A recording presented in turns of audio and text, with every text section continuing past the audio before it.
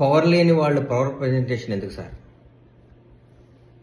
మాట్లాడితే గత పాలకులు ఎన్నిసార్లు మాట్లాడతారో ఆ మాటకు కూడా విసిగి వేసారిపోతుంది.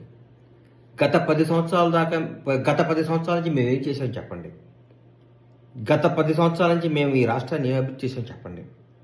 మేం చెప్తాం, గత 10 సంవత్సరాల నుంచి మీరు ఏం దోసుకున్నారో, మీరు ఆర్థికంగా ఏ స్థాయి నుంచి ఏ స్థాయికి వచ్చారో, మీరు ఆర్థికంగా ఎక్కడి నుంచి ఎక్కడ ఉన్నారో, మీ నాయకులు కానీ మీరు కానీ మీ జీవన విధానం ఎంత మారిపోయిందో, తెలంగాణ ప్రజలు ఎంత వెనకబడ్డారో, మీరు ఎంత ముందుకు పోయారో మేము చెప్తాం.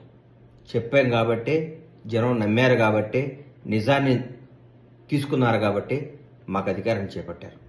అధికారం చేపట్టి నెల రోజులు కాకుండా కూడా మీరు అప్పుడే ఎందుకు సార్ అంత ఆతృత, ఎందుకు అంత బాధ, ఎందుకు అంత భయం?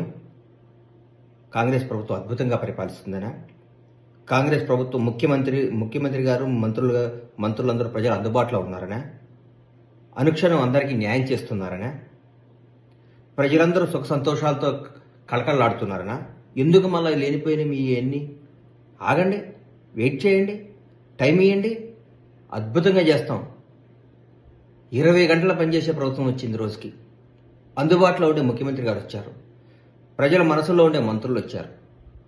రాష్ట్రం ఎక్కడికో నుంచో ఎక్కడికో దూసుకుపోవడానికి సంసిద్ధంగా ఉంది. మాట్లాడితే గత పాలకులు బాగాలేదనో బాగుందనో, ఫస్ట్ టైం మీకు 61 సీట్లు తర్వాత ఇస్తే మీరు దాని జనాన్ని గుంజుకొని పెంచుకున్నారు. ఇంకెన్నిసార్లు చేస్తారు? ఇది ఎట్లా చేస్తారు?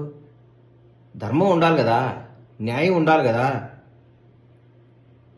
వచ్చి 4 రోజులు కాలేదు, తట్టుకోలేకపోతున్నారు, నిద్ర పట్టట్లేదు మీకు. ఎందుకు? ప్రజాస్వామ్యం గొప్ప సార్. మీరు బాగా చేయలేదు, మాకు అధికారం ఇచ్చారు, మళ్ళీ 5 ఏళ్ల తర్వాత మా తీర్పు చేసి మళ్ళీ మాకు ఇస్తారు. మళ్ళా ఒకవేళ ఇవాళ కూడా చెప్తున్నాం, మేము తప్పు చేస్తే జనం మమ్మల్ని శిక్షిస్తారు, కానీ ఆ పరిస్థితి రానియం మేము. ఆగండి, ఓపిక పట్టండి. నిద్ర పట్టట్లేదా? భయంగా ఉందా మేము చేసిన తప్పులు బయటకు వస్తాయని? ప్రజాస్వామ్యం గొప్పది, ప్రజలు గొప్పవాళ్ళు, న్యాయం గొప్పది, న్యాయ వ్యవస్థ గొప్పది, అందరూ గొప్పవాళ్లే.